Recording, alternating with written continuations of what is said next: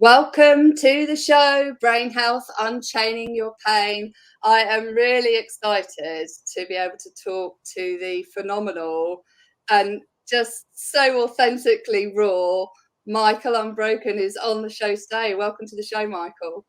Thank you, my friend. Very excited to be here with you today. And I was really gutted that I couldn't see you in person because I know that you went to the 10X conference recently, as I saw your posting on Instagram, and I was doing the virtual piece because I'm here in the UK. So hopefully at some point in our lives we'll get to meet in person, because it's always so much more fun to meet in person than it is over the internet. But it's just great to have you on the show. Just for those that don't know Michael, he is an entrepreneur, coach, podcast host, award-winning speaker, best-selling author, and advocate for adult survivors of childhood trauma. He's author of the amazing and raw book, Think Unbroken, Understanding and Overcoming Childhood Trauma. And he's also just about to release his new book, Unbroken Man, A Man's Guide to Being the Hero of Your Own Story, on the 14th of June 2022. So I'm really excited to read that one, because I just totally and utterly loved your book that you wrote, Think Unbroken. It was such a personal and raw story of your experiences, and that piece of looking in the mirror and just assessing who you are and understanding how you can move forward was just, it's just such an important aspect of helping us realize that we can really unchain our pain. Yeah. And it's true. I mean, like, ultimately, in that first book, it's not even really about me. I mean, there's parables of my life in there for context, but ultimately it's a guide, and I think Mm, that it's the thing that I needed, 11, 12 years ago. I probably needed it when I was like 12, but it's one of those things where I just said, I'm going to do this and hopefully it'll benefit people. And it's incredible. I mean, I pushed it to number one, and, I was denied by every single agent and publisher that I reached out to, hundreds of people, because they're like, we don't want to yeah. talk about this topic. And I'm like, well, so what does that have to do with anything? Let's push it out anyway. And, I end up putting it out myself and self publishing and starting a publishing company. And I said, we're going to do it. And we did it. And it's been incredible to watch, thousands and thousands and thousands of copies of that book get sold.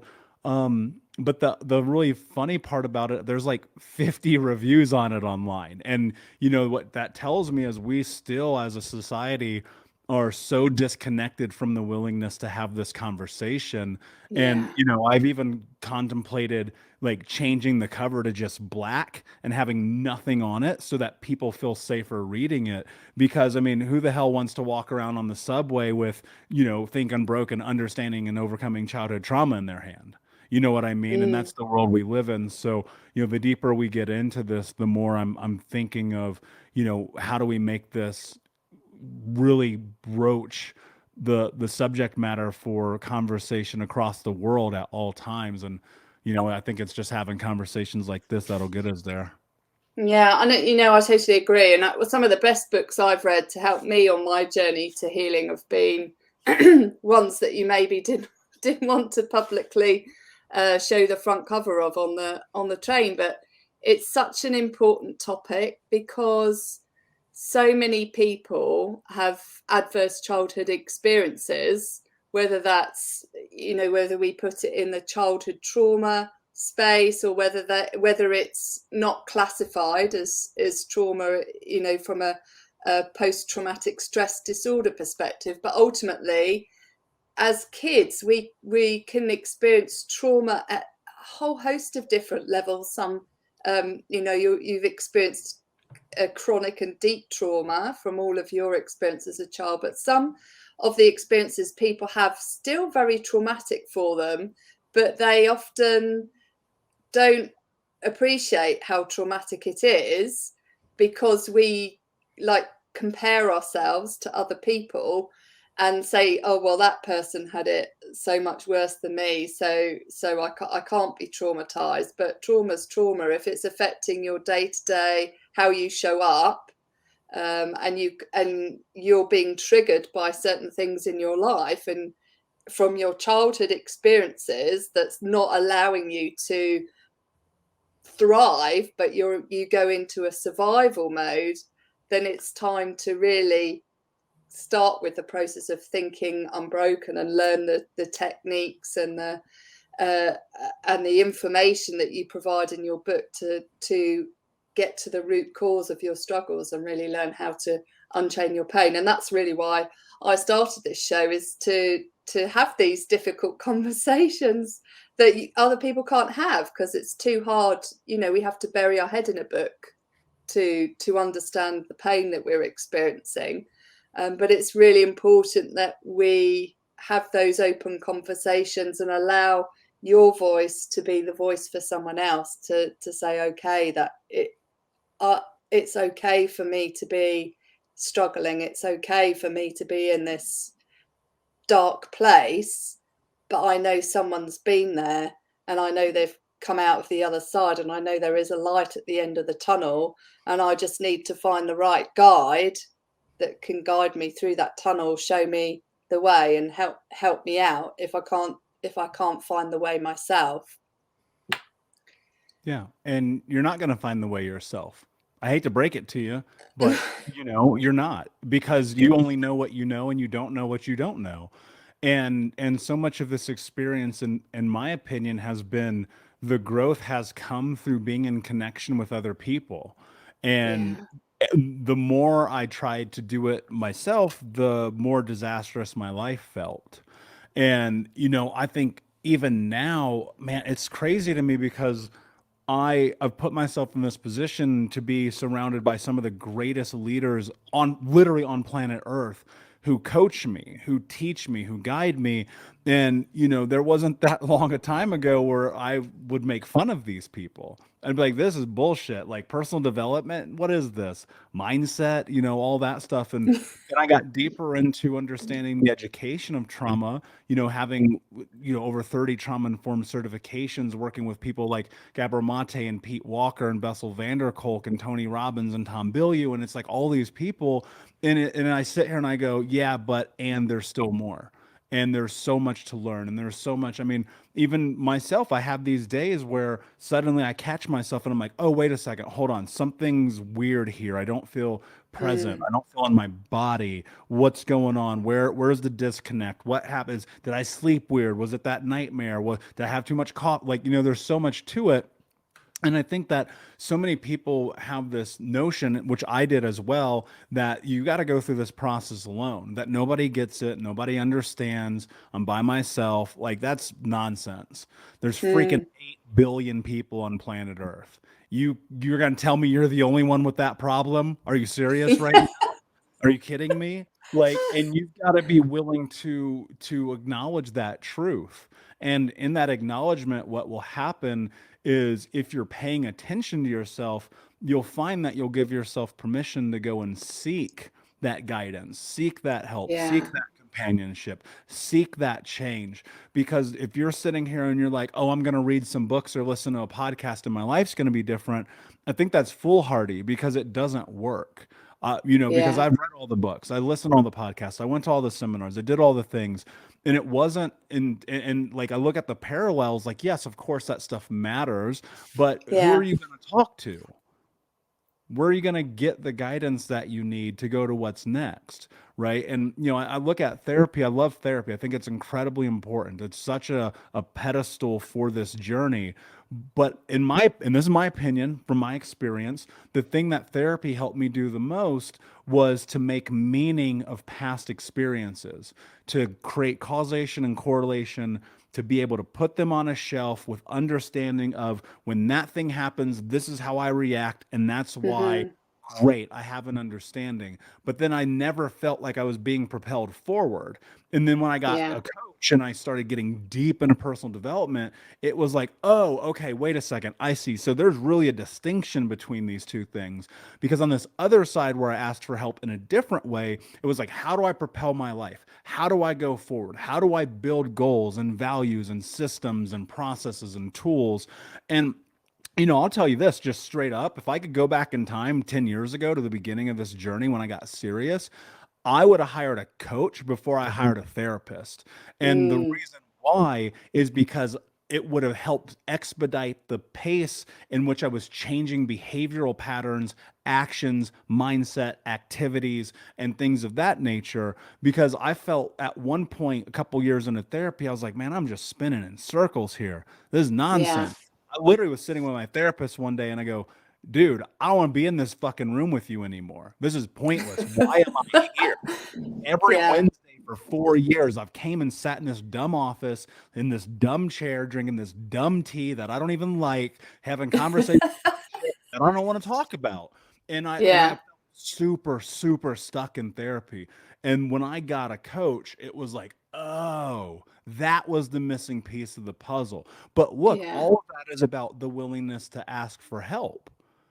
It's Yeah. about putting yourself into massive discomfort, showing up to support groups, getting into the community, and honestly, sometimes even being of service to other people. Even though your life feels like a disaster, I promise you, go serve. Your life will get better real fast.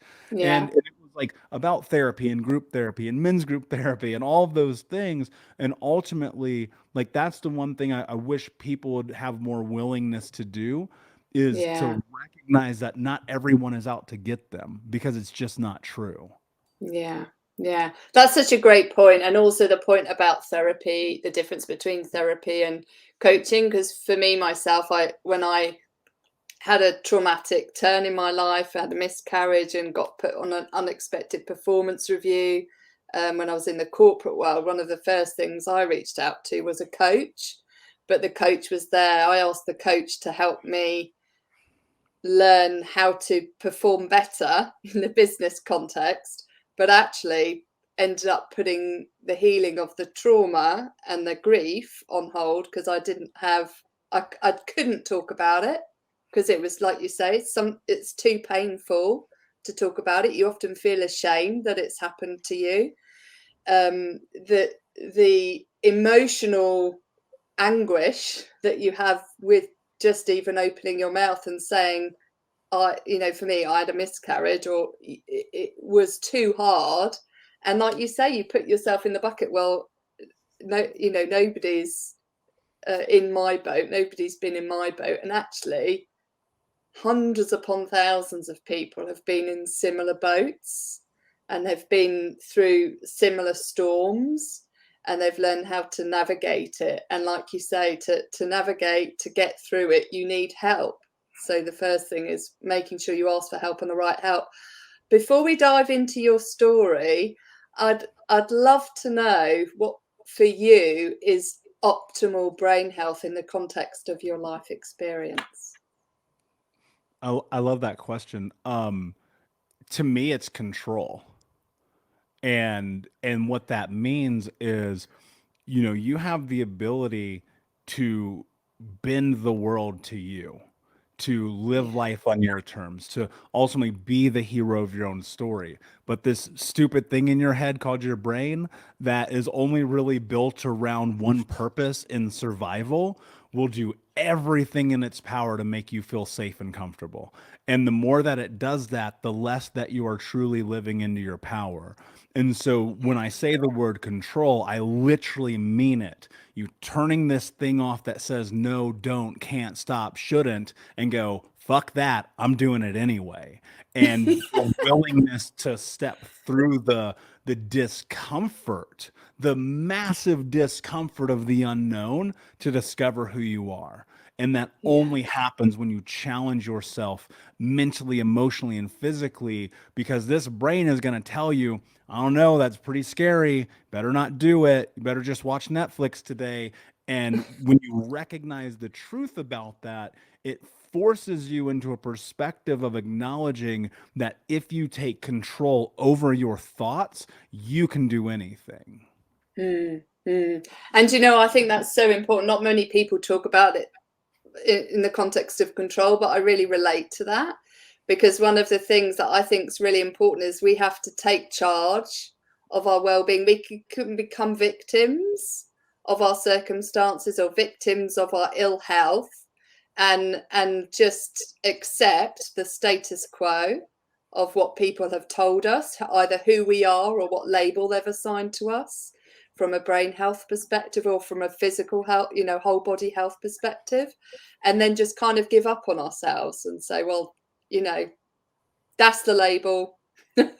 I'm just gonna use the label as an excuse, almost, to adopt bad behaviors. And it isn't until you say, okay, it's got out of control, you say, I now need to rein it back in and take back control or take charge, that you can really instigate the shift in your life, and you can really leverage the power that you possess inside of you and not use it against you, but use it for you to propel yourself forward. So I'd love to know, in the context of the control, when did you first realize that everything was completely out of control in your life? When I was probably 8 years old. Okay. So very young, because I watched the environment that I was in and I was just like, this does not make any sense. Mm, And it was just the exposure to real life at such a young age, like the truth of the chaos is, I mean, I would just remember being a little kid and being like, the only thing I want is to be a grown up, because I knew as soon as I was a grown up, I'd be in control. Like, yeah. and that's the thing I believe that a lot of children in traumatic experience. And that's when I noticed, I was like, wait a second, this is nuts. Mm.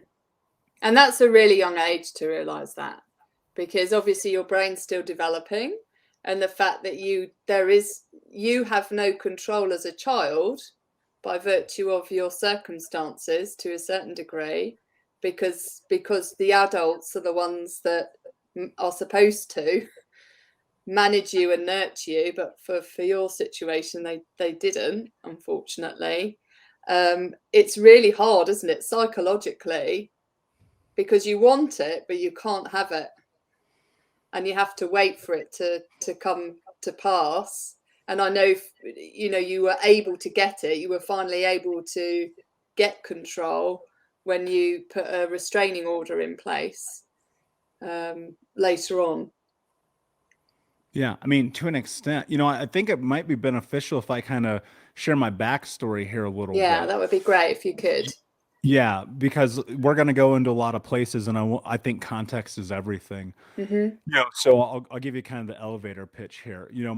I grew up in Indiana, in Indianapolis, in America, the middle of the country, in the 80s. My mom was a drug addict and alcoholic. In fact, she actually cut off my right index finger when I was 4 years old. And people go, well, how could your mom do that? And it's like, well, it was a continuation of trauma. Hurt people hurt people. She had not done any of Mm, the work. And when I was about 6, she married my stepfather, who was super abusive. Like, he'd kick the shit out of my brothers and I, put me in the hospital. Like, you talk about just living in pure fear. The most mm, terrifying moment of my day was walking in my front door. Like, nothing was scarier. And I used to lay in bed at night and like cry and pray, like, please send my real dad. And I'm like, oh, he must be out like saving the world, and he's a secret billionaire and he's gonna show up one day. And I learned at a very young age, like, that ain't happening. Nobody's coming. And we spent a lot of my childhood deeply impoverished and homeless. I lived with 30 different families, strangers, friends of families, church members, random nights in vans, like whatever, between the ages of 8 and 12. And while also growing up in the Mormon church, which is like a whole nother level of chaos. And by the time that I'm 12, my grandmother adopted me. which is kind of a heaven sent, but also not, because I'm biracial, I'm black and white, and my Mhm. grandma's an old racist ass white lady from a town in Tennessee that you've never heard of. Like we literally had a copy of Mein Kampf, Hitler's autobiography, in our house, if that gives you any context. Yeah. And so here I am, 12 years old, and you're in this developmental age. You're in the most awkward years of your life, and I'm getting high every day. By 13, I'm getting drunk, and by 15, I got expelled from school. And I was just like, I'm selling drugs, I'm breaking into houses, I'm stealing cars, I'm getting shot at. Like it's chaos. It's like the wildest stuff. And I got put into this last chance program, and you mentioned putting a restraining order on my mother, and I made that decision because I saw the impact that she was having on my life. And there's a picture of my report card I've put on social media a couple of times. Right after I did that, I had straight A's. I was captain Mm. of the wrestling team, dating a cheerleader. Like literally, it was like everything that kids want at that age. And my mom was in and out of rehabs a lot during that time, a bunch of suicide attempts. Like it was chaos. And my grandmother ends up letting her move back in. My mom had been sober for a minute, and that was like I'd never experienced this before. And like I was trying to make meaning of it. I was like, is this real? Is this not? And shortly after she moved back in, like she was hiding alcohol bottles, pill bottles, she was right back in it. Wow. Now, as an adult, I understand, well, that obviously came from living with her mother again, my grandmother. And so I end up not graduating high school on time. And I'm in summer school, and the teacher basically says, like, dude, we're done with you. We're just gonna give you the diploma. Good luck. And I'm working this warehouse job, putting microchips into motherboards for like 12 hours a day. And Mhm. I get fired because I'm like stoned, probably. And I'm sitting in my car and I'm like, hold on, wait a second. What is the solution for all of this? Poverty, homelessness, abuse, the chaos. And I was like, oh, it's got to be money, right? What else would it be? Because why else would we get evicted? Why would my stepdad beat me all the time? Why would my mom always, whatever? And I was like, oh, it's money. So I said, I want to make $100,000 a year legally by the time that I'm 21. And that legal part was so important because I have family in prison for life. I've been in Mhm. handcuffs multiple times, and my three childhood best friends have been murdered. Like, Wow. I knew where I was going. I knew exactly what was going to happen if I didn't change my life.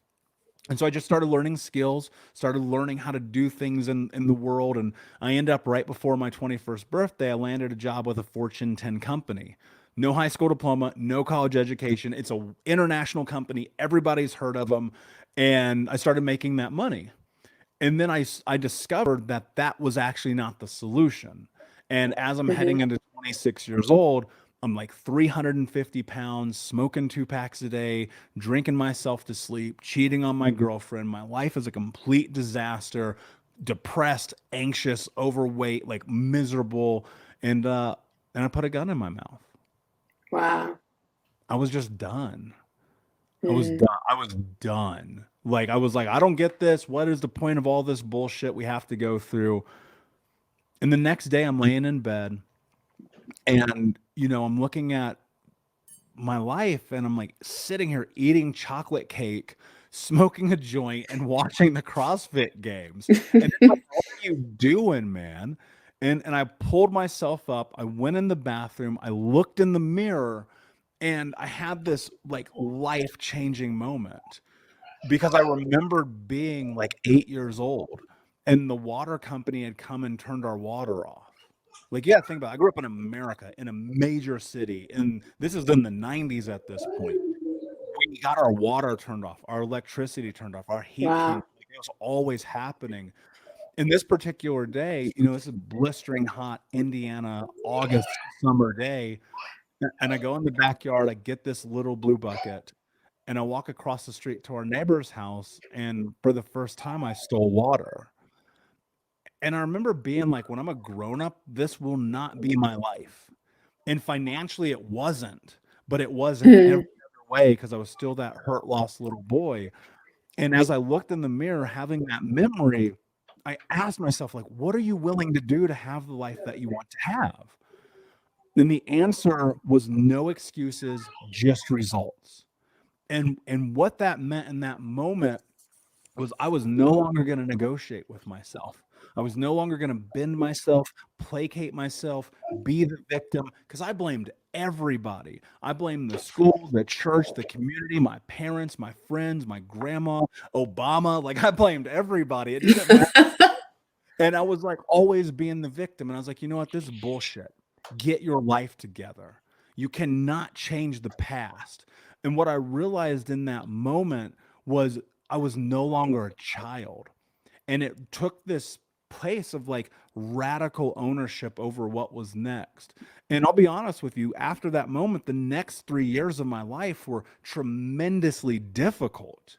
Like it was one Mm, step forward, 8 million steps back. It was failure after failure after failure. It was screwing up, making mistakes. But I was like, fuck this, keep going, keep going, keep going. And then it turned into deeper, right? It was getting really embedded into therapy, group therapy, men's group therapy, trauma mm. therapy, CBT, EMDR, NLP, ABCs, like all the acronyms, right? It was the support groups, it was the books, it weren't really called podcasts back then, but it was podcasting, Yeah, and it was all of the things that it took to learn. And yeah, today, like I think about the trajectory of my life, and I'm very fortunate because I've been able to help thousands and thousands of people around the world. But at the base of it, like I'm doing this for me first, because yeah, like if I'm not learning every day, like I know what's going to happen in my life the moment I stop going forward. I already been there. And so it's yeah, just this consummate challenge of continue to learn, continue to grow, continue to show up, continue to invest in yourself, continue to always figure out how to challenge the fear of the narrative that you have of being yourself.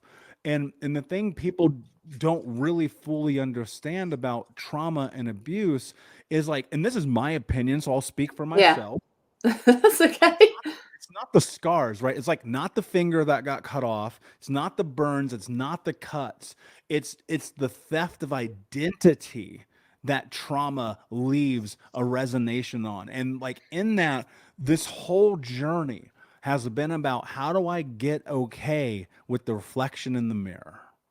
Yeah.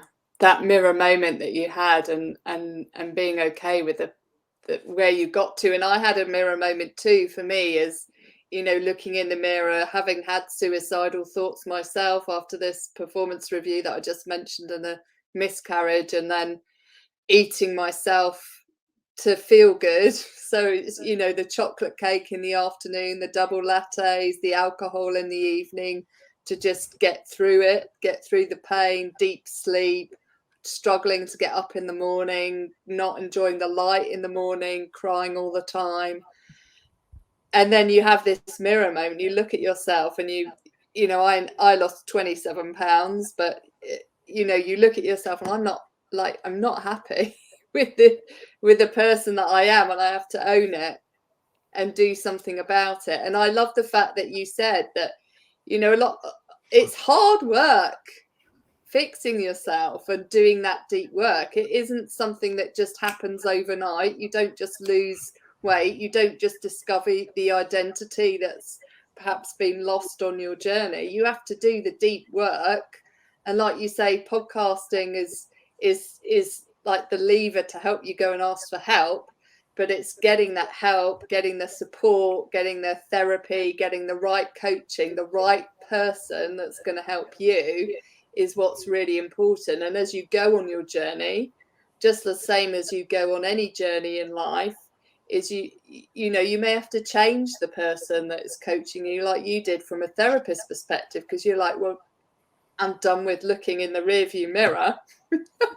I want to look forward. Don't spend all of your time looking in the rearview mirror if you want to move forward in life. It's really Yeah. important that you get the right person, the right driving instructor to tell you how you can drive your car forward. Yeah, and there's something to that also because I mean, like, really think about this. If you've been in therapy for 7 years, like, is that shit even working? Right? Like, really? And people are like, all right, cool. 46% of Americans are on a SSRI. You've been on Yeah. it for 15 years. It ain't working. It's What not are you working. And doing?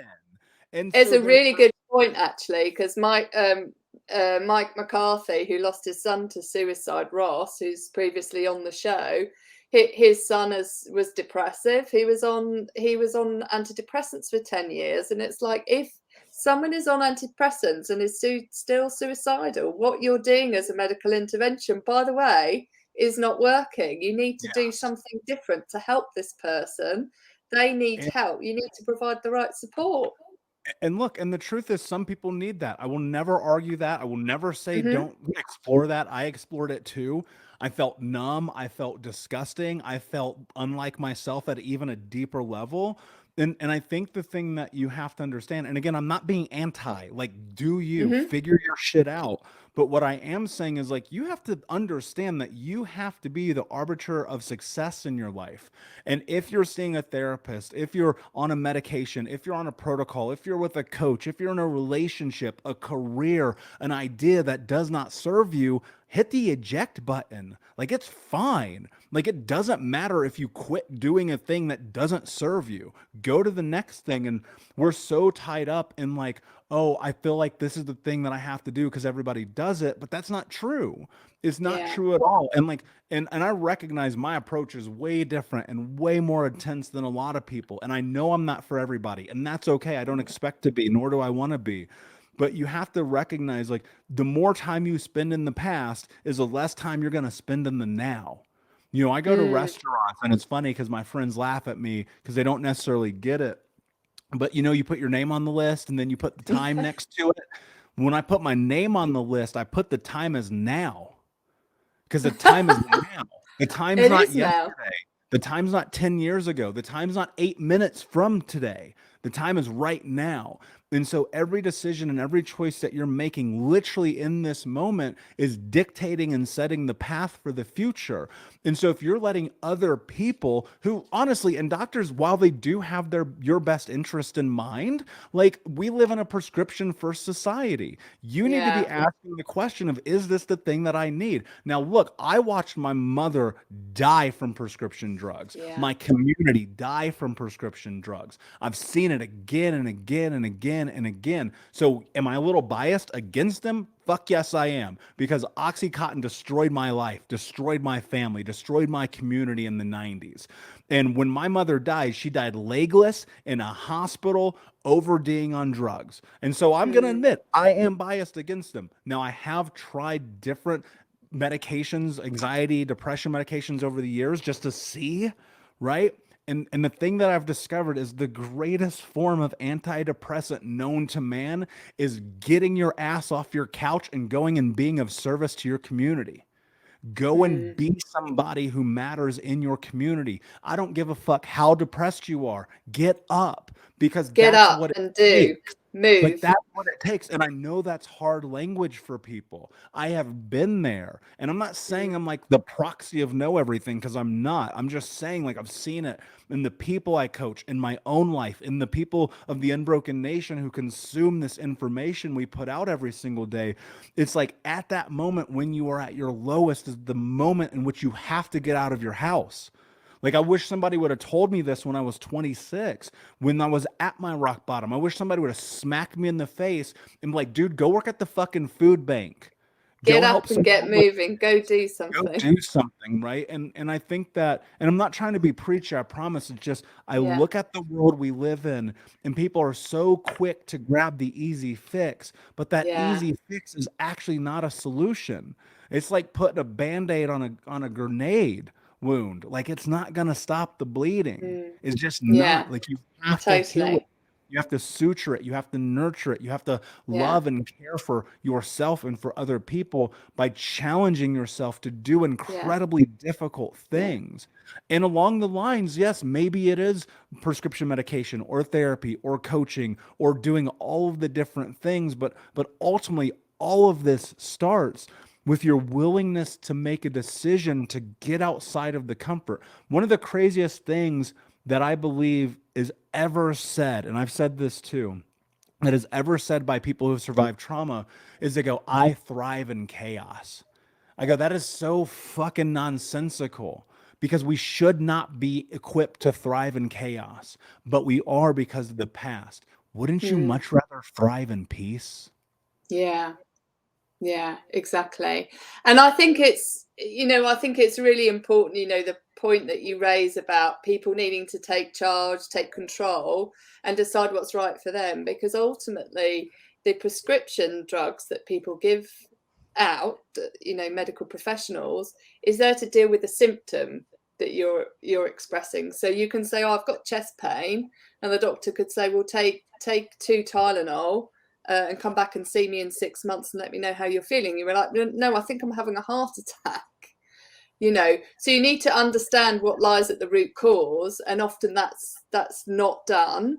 And so people don't get to the root cause of the problem, and they end up taking a solution. Self-medication for me was chocolate cake or alcohol. They look for a quick fix solution to take away the pain, but they never deal with the root cause of the pain. And you have to take the time to go and do the deep work to deal with the root cause, unravel it all, understand where it came from. As often with most times with childhood trauma, you are expressing the you get triggered by the experience, but you're experiencing as an adult, but in a child's mind, because you don't know how else to respond to it until somebody teaches you how to respond differently and recognize, okay, you're behaving in a childlike state because that's how you've learnt to deal with it, because you were a child when you experienced it. Now let's take a step back. Let's break the chains that are from your past and learn how you can deal with the now, because the now isn't the past. Like you said, I'm in the now. Break those chains and learn and take the learnings from your past and use them to power yourself forward. Yeah. And that's so spot on too. And I'll give you a great example of that. Growing up, communication for me was yelling, screaming, hitting, breaking, violence, right? All of that. That was Mm. everything I knew. I thought love was about pain, companionship was about suffering, communication was about yelling. And it wasn't until I started like literally reading relationship books and dating books and trauma books and going through this whole process where I was like, oh shit, wait a second. That's actually really toxic. You maybe shouldn't yell Mm. at people. Maybe you shouldn't hit people. Maybe you shouldn't fight people. Maybe you shouldn't break things when you're angry. Maybe you need to learn tools, coping mechanisms that are healthy, ideas and mindset shifts that are actually productive and proactive.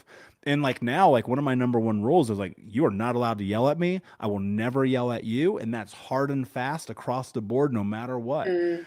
And I think that only comes from the willingness to go and do the work, to go and show up and learn and understand. And I mean, I have a million of those examples in my own personal life, cigarettes and booze and sex and drugs and all the things. I was going to say rock and roll and all the things. Like, it's all about like you're laid and groomed and enmeshed into these ideas of what it means. And you think about this, if childhood trauma is the theft of identity and the brain's purpose is survival, and you learn how to bend and placate who you are for safety, the brain Yeah, ultimately goes, hey, you know what? Being you is very dangerous. I don't recommend this. Let's not be you. yeah, The fastest way for me to get my head slammed into a wall as a kid was to ask for something I needed. And so you yeah, learn to turn that off. And the worst part about that is like that serves you for a period of time because it keeps you safe when you're 8, 12, 17 years old. And mm, then you're 36, 52, 70, and you don't know how to say yes and you don't know how to say no. Well, look at the causation and correlation there, right? You have this experience in childhood in a developmental state in which the brain, because the autonomic response to survival is based on the stimulus that you're involved in, says, yeah. no, don't do this. Now you're flooded with cortisol. You're in constant fight or flight. Your amygdala is all over the place. Your hippocampus is totally out of line. Out of action as well. 100%. And you're kind of like, wait a second, hold on. I'm in a toxic relationship again. I'm on my fourth divorce. My kids hate me. I'm get drunk every night. My job can't stand me. I'm angry all the time. I don't know how to voice my wants, needs, or interests. There must be a reason. And that Yeah. reason is because all of the experience of our past add up and they shape who we are. And you cannot Yes. escape that. You can, there's no amount of money, no amount of plane travels, no matter how many times you move. Like you are carrying those experiences. And so until you step into doing the work, you're going to rinse and repeat the same thing again and Yeah. again and again. And then when Mm. you discover the truth, going back to where we started this about control, when you make decisions that are cognizant, then you create massive change in your life. I think Mm. about trauma like this all the time. It's like owning this house, right? You have this house, big, beautiful yard. And every single day you walk outside that house, up your sidewalk and in through the yard, there's trash everywhere. Well, you didn't put the trash there. It's not your trash to begin with, but it is your house. So what are you going to do about it? Your responsibility. It's your ability to respond. You know, we all have this choice in terms of how we want to respond to an experience. And when we're a kid, we are limited in our choices based on the circumstances. But as an adult, we can choose how we want to respond, um, providing it's not life threatening, of course, in which case we tend, our amygdala tends to go on overdrive, and like you say, we're going to fight, flight, freeze response. But ultimately, like you say, the control is that pause and that making sure we give ourselves permission to turn the human part of our brain on, not the reptilian part of our brain, the human part of our brain, which is our prefrontal cortex, when we could say to ourselves, huh, I can choose my path forward in life now. I've permission to choose. This is within my power to choose. And by giving yourself that pause, and that break, and doing it in a place of safety where you can connect with your emotions. And I think that's what's quite difficult when you're a child, isn't it? Is you turn your emotions off, and so connecting with them as an adult is super, super hard because you haven't been given the permission to connect with them. You haven't been allowed to connect with them, and so it's sometimes it's like learning it as a baby. Except for you're an adult. It's overwhelming, like it is for a child, a baby, because they've never learned how to manage them, because they've never had that permission to do that. And I think it's really important, and that's where the really hard work is taking that time to, okay, go, I'm experiencing this emotion, and this emotion is driving this behavior, and I have a choice as to what behavior I'm going to let that emotion create. Because an emotion is a signal for us to do something, and we have the choice as to what we want to do with that emotion. And I think of it as like a wave. We can choose to ride it and learn how to ride it, and it takes a lot of lessons to learn how to ride a wave. And when the emotions are huge, as they often are, related to traumatic experiences, we have to be really good at riding the wave in order to ride it effectively. But what we don't want to be doing is having these emotions and going bongo sliding on them all the time and constantly getting trashed by them. And our emotions are trashing our behavior and trashing our life. And our life, we end up being the ones that put the trash out on the front lawn, because we haven't got our shit together, as it were. Yeah, and I think the unfortunate part of what you just said is it's going to be insane for a little bit because Yeah. you're learning this for the first time. And I realized at one point I had not cried in 15 years. It had been literally beaten out of me because I grew up in Mm. a house that the nomenclature was, if you cry, I'll give you something to cry about.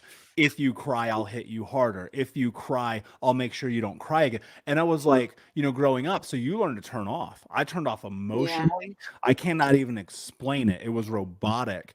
And I, at one point, I thought I was a sociopath because I was like, I feel nothing.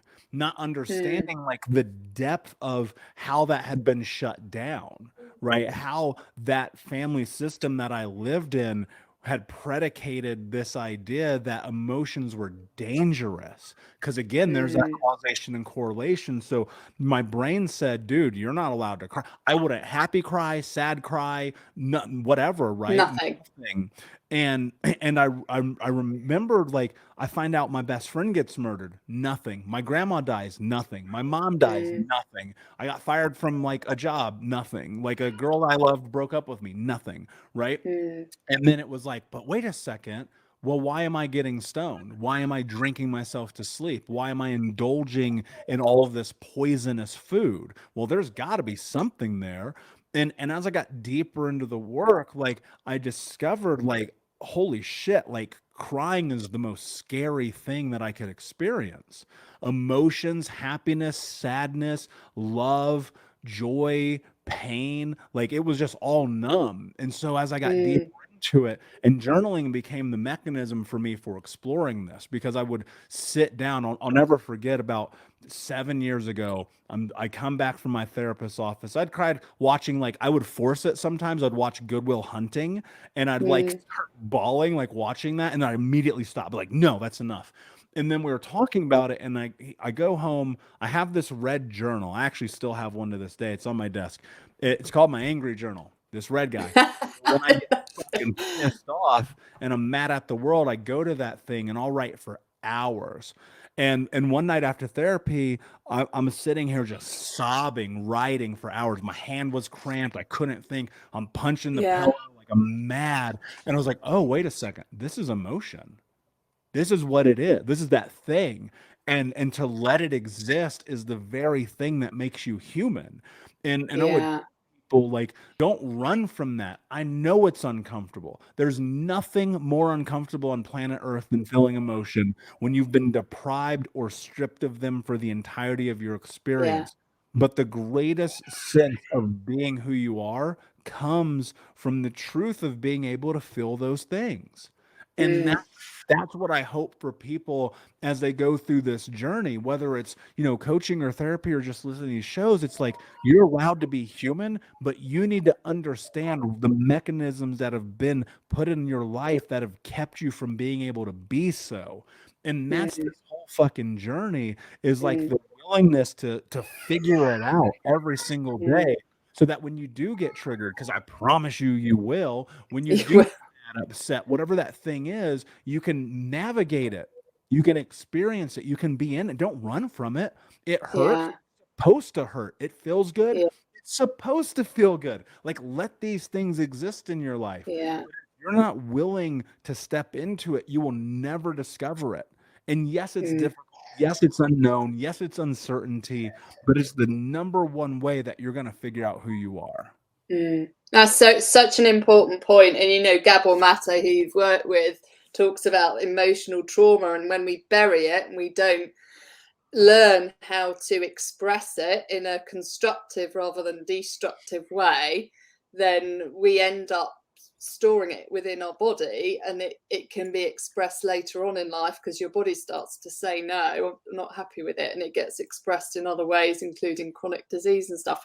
I'd love to transition to the fun facts now, because it's been given me a brilliant point to focus on. And the facts is the 5 pillars of brain health, remembered by the mnemonic facts. And the first one is feelings, because our feelings drive everything.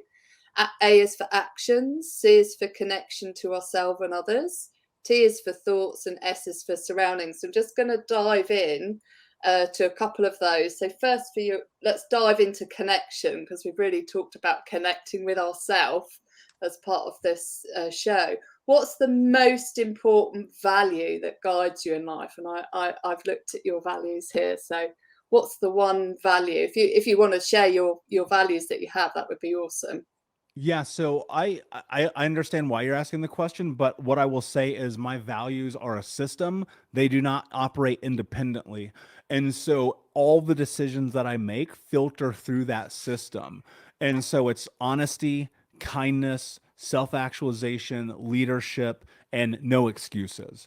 And Yeah, so I love it. when I think about the values, it's easy to pick one. I understand why you're asking me that, but Mhm. like realistically, like I'll give you a great example. So you reach out, you say, "Hey, do you want to come on my show?" I'm going to go look at your show. The team's going to look at it. They're going to send it to me. I'm going to listen to an episode. I'm going to explore what you got going on. And if you don't check every one of those boxes that are in alignment with me, I'm out. And I apply that to Yeah, everything in my life. yeah. Do you know, I see values as like your moral compass in life. It's your 100%. guide. So if you know if something's off, internally, it's like your internal defense mechanism almost that you kind of get born with and you develop through your life is if I'm not living into my core values, something's not right. It's that Yes. instinct that you know is it's the stuff that you can't verbally communicate or put words to, but you know from all of the information on your surroundings, from all of the feelings that you're experiencing, that there's some misalignment in your values. So for me, mine are care and kindness, inspiration, leadership, integrity, and humour, which are fairly similar to yours. And I think integrity is probably aligned to your self actualization, where you have to live into who you are, and live on your terms, like you say, from a self actualization perspective, and give yourself permission to be you. Out of all of, I know you said it's a system, but is there anything that you find that if I if this is missing from somebody or something, it's like an immediate no? Is there Yeah. anything that jumps out from you? Totally. Well, going back to your point, it is kind of like the spidey sense. One of the I hate to say it, but one of the benefits of a really terrible childhood is I am a great judge of character. I read people better than anyone I've ever met in my life. Within 10 seconds of meeting someone, I can peg whether or not you're up to no good. And the truth is I had to be able to do that because of the environment that I grew up with. And so when I think about these moments in which I meet someone, I go, something is off. Like I Yeah. trust it tremendously because I've never been wrong. I swear to God, I've never been wrong. And so honesty is that number one. Like that's the North Mm, Star on it. Because if I'm sitting here, I'm looking at your eyes, I'm reading your body language, I'm listening to the tonality of your voice, I'm looking how you're moving your hands when you speak, where are your eyes, where is your chest, where's all the things that you present, in that moment. I've learned so incredibly well over the years how I can sit there and have a conversation with you and know who you are immediately. And so if mm. you're not honest, I'm going to pick up on it because just to be frank, like I'm the king of liars because my mother taught me. No, I'm dead serious. My mother No, taught I me know you are. I know a you are. liar. She taught me how to navigate everyone and bend everything and get what I want in all situations because I watched her Yeah, do it. I watched her do yeah. it again and again, and I watched my stepdad do it when the police would show up. I watched my grandma do it, like when all the time. Like I watched this very coercive like community of people show me what it is to lie, to show me what it is to make people bend who they are to get what you want from them. And so between that and then And just you had to lie though, but importantly, for your yeah, survival, really, you 100%. had to lie as a kid because if you told your teachers, often kids who have adverse childhood experiences, if they tell their teachers what's happening and the teachers intervene, their life goes into a whole heap of pain that I, was, I learned I learned the very first time I told my teacher the truth to never tell my teacher the truth. mm, I promise you that. yeah, yeah, which makes it so doubly hard for people who are in this, who have been a child, have experienced childhood trauma, because there literally is no escape, based on the way the system works to protect the children from their family, which is often the root, that lies at the root cause of the traumatic experiences. I'd love to dive into one of the other pillars, which is thoughts. And I know you talk about thoughts a lot. We have up to, I think it's 90,000 thoughts in our brain in any one day, and most of them we don't need to listen to. Many of them are negative. What stupid or crazy thought have you often told yourself in the past that isn't true? Yeah, I don't do that anymore. I've literally learned how to retrain my brain. Like, Oh, great. I like the negativity, the limiting beliefs, those things are Yeah, gone. Even great. the notion So whenever there's it no ant infestation in your let's say mind, that for you've example, killed all the automatic negative I'll give you thoughts. an idea. Let's go through this for real because I want to show people something that has been practical for me. So let's say, for instance, a thought pops up where I'm like, "You're not capable," whatever that Yeah, thing is. The second yeah, it pops up aloud 5 times, I go, "I am capable of that. I am capable of that. I am capable of that. I am capable of that. I am capable of that." Because immediately I want to retrain any potential that could seep into my life and hold me back. And so yeah, when those thoughts come up, because they do, I disallow them because yeah. the Straight thing that away. happens is immediately. And Yeah, people like, I'll be at dinner and people like, what are you doing? I'm like, I had this crazy thought, man. It's like, I cannot. I will refuse that. This comes to control. We are yeah, cognizant of those things. We leverage and anchor ourselves to the negative thoughts way more than we do the positive yeah. thoughts. And But I'm often like, without even knowing that they're there, you're the fact that you've learnt to train well, your that's why you have to pay brain and to attention. take control and say, okay, this thought is happening. But most of the time, people don't even check in with the thoughts that are So they're running. not paying attention. Pay Yeah, attention. Like yeah, right now, be present. Like put the phone down, go journal, go meditate. And you've heard everybody said that. Where everybody says it because it works. So, yeah. I dare you, go for a walk without your phone. Watch what happens. I I did. journal every day. I use the 5 pillars every day in journaling. So I first connect with my emotions because they massively surprise me when you truly connect with how you're actually feeling rather than how you think you're feeling. When you go deep and go, okay, how you come up with all you can have, positive emotions and negative emotions in the same breath because they'll be related to different things. Looking at Yes. my accomplishments, connecting with myself, who am I grateful for today? Who can I be grateful for today in terms of connecting with others? What thoughts are going on in my head? Get them down, challenge them, like you say. Get them down on paper so you can step back from yourself and go, okay, this is total rubbish. This Yeah. And isn't look, true. and I'm not even an optimist. People look at me and be like, I'm not an optimist. I am a realist, like 100% through and through. But the thing that I look at in life, I go, has it been done by someone else? Great. That means it's possible. Yeah. And so there's no reason why I can't do it. Yeah. And the second that a thought comes up that says no, even when I wrote the first book, I'm about to release my third book now. And I had straight F's in high school. I got kicked out. I don't have a degree. Whatever. And what does that have to do with anything?